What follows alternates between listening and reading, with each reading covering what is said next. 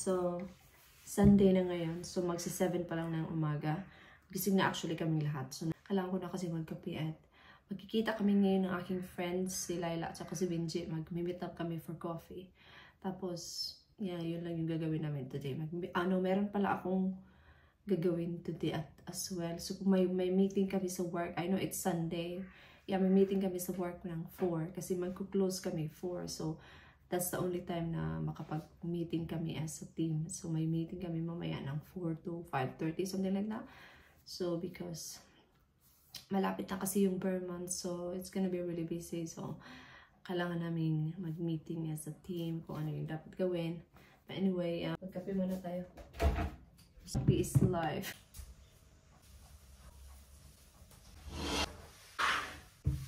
Hindi naman siya messy or kalat.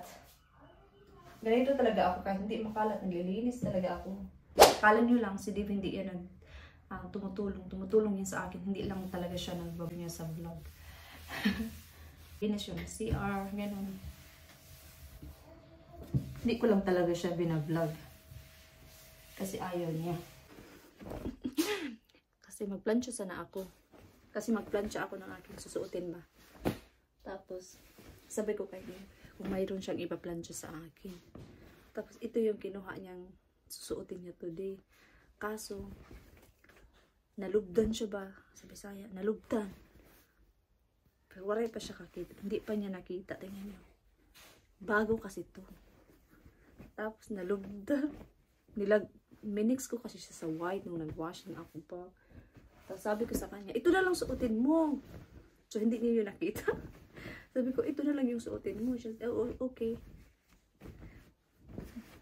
Bibili na lang ako ng ano ba, pangkulay para matanggal, mawala yung ano niya, stain. So magplansya lang muna ako kasi lalabas ako, di ba? I'm designing my Roblox avatar. Oh, let me show it to them. I haven't picked anything. They're just so cute. Nag-download siya ng game. Have you picked up all those hairbands? Pauwi ko lang galing sa catch up yeah. with my friends. So no. nagkape lang kami, nag-cake. Become silly.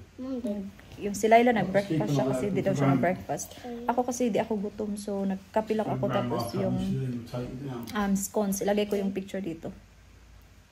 Hindi ako nag-vlog kasi busy kami sa Marites. Oh my god. So si Kira pupunta yan siya sa lola niya. You're going to grandma's house, yeah? I can't pick the So hair. susunduin siya ng lola niya soon. Tapos may meeting ako sa work. Ano pa naman akong 3 hours bago ko punta.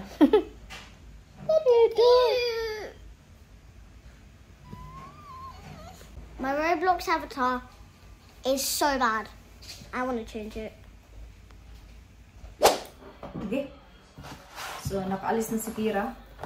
Nag-order kasi si Div kahapon ng casing ba sa tablet ni Kira. So dumating na siya from Amazon. Ito siya. Silicone. Para pag malaglag yung ano niya, tablet. Safe. Tapos may strap din siya. Okay naman. So magti-3 pa lang ng hapon. So mga 3:45 ako aalis na puntang work.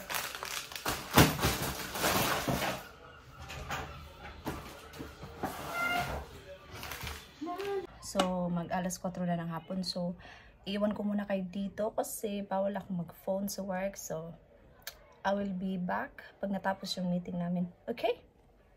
So, nakauwi na ako. Sorry.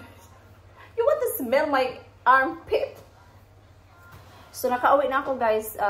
So, nag-meeting lang kami about sa hours, about sa customer service, kung paano how to work our customer service skills, mga ganun. So, yeah. So, by Christmas, mga October time, siguro mag-add na kami ng hours. Kasi, ngayon kasi, less pa yung hours namin a week. So, and everybody's happy kasi nga, mag-add hours kami sa Christmas time from October.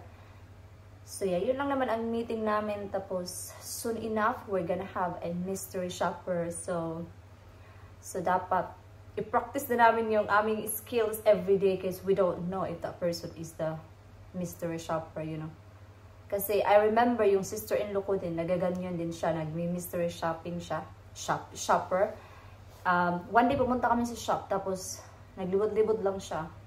Pero tapos may binili siya, tapos nagbayad na siya, kasi di ba pag staff ka, meron kang discount. So syempre hindi alam ng mga staff na mystery siya. So nung nagbayad na siya at nagpakita na siya ng ID, na-shock yung babae na cashier kasi nga 'di ba nagbigay siya ng ID with name tapos position. Tapos yung sister-in-law ko kasi is higher position siya sa kung saan siya nagwo-work. Tapos naiba talaga yung face ng cashier kasi 'di ba? Kasi feeling niya, oh my god. Ano pala to, mystery shopper. Kaya iyon, sinabihan kami na we need to work on our customer service. Pero okay naman yung overall ano namin sa shop, okay naman yung performance namin kasi nga bago kami actually ka-open lang namin nung July 15. So bago lang yung shop namin. So we're still working sa aming mga customer service sa shop namin. We're still working on everything. But we're doing well. So everybody's okay. 5:35 na ng hapon, dinner time na soon. And then, iwan ko kung anong kakainin ko si Diva siya kasi kira mag sausages and vegetables at saka potato. Hindi kasi ako kumakain ng pork. So sila lang yung kumakain ng sausage kasi hindi nga ako kumakain ng sausage. Grabe talaga yung skin ko no, nag-ano talaga siya, yung tanatan talaga. Oh, tingnan mo yung aking face, tan talaga siya, which is really good. Kasi yan yung gusto ng mga taga dito, mga puti.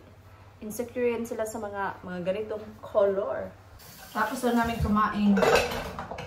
Sabi ko kay Deb, bakit hindi siya magpakita sa vlog? Sabi ko kasi sasabihin ng manunood sa akin na bakit siya na lang lagi na sa video?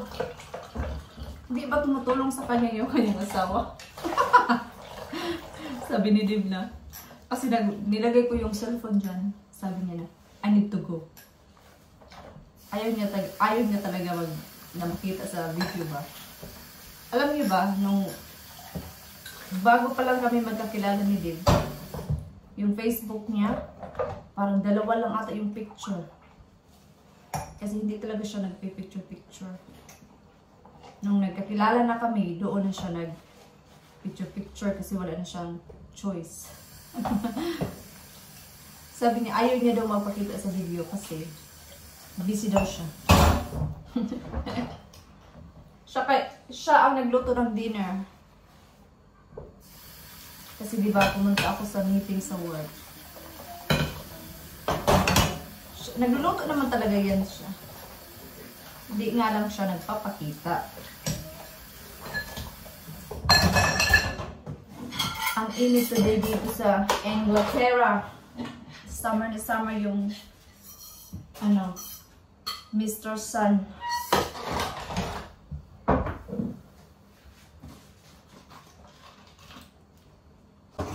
Just to say hi. No, Just say. I need a vlog.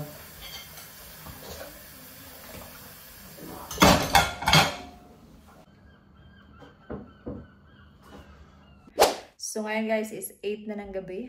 So kailangan ko nang tanggalin yung aking makeup. So kanina di ba nagkita kami ng mga friends ko. So pumunta kami sa Superdrug. So pumili ako ng wet wipes kasi naubos na yung wet wipes ko nung nag-holiday kami. So kailangan ko nang i-end yung vlog kasi wala na akong gagawin, wala na akong i-vlog. Kasi kailangan ko lang mag-wash, kailangan ko lang tanggalin yung makeup ko, and then pupunta na sa bed. Hindi pa naman ako matutulog, pero wala na kasi akong i-vlog pa kasi tapos na yung aking day. So bukas is may work ako bukas sa isa kong work.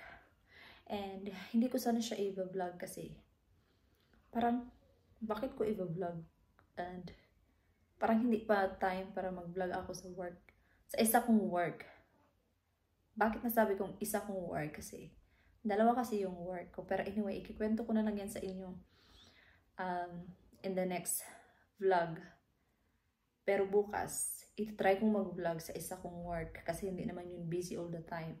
And baka magtanong kayo, bakit nakakapag-cellphone siya? Okay naman mag-cellphone kasi hindi naman busy all the time. And also, iba kasi siya sa isa kong work. Sa isa ko kasing work is bawal talaga mag-cellphone. As in, walang cellphone. Kasi yung phone mo is nasa taas, nasa locker. So, nakakapag-cellphone ka lang pag break time. Other than that, walang phone.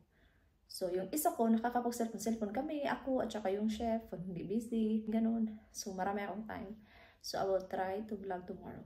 So, anyway, i-end ko na yung vlog. So, thank you so much guys for watching. And I hope to see you guys on my next video, which is tomorrow. So, may video ako tomorrow kung paano ako magkulot ng aking buhok. Yun yung susunod nitong vlog na to. See you guys. Bye-bye!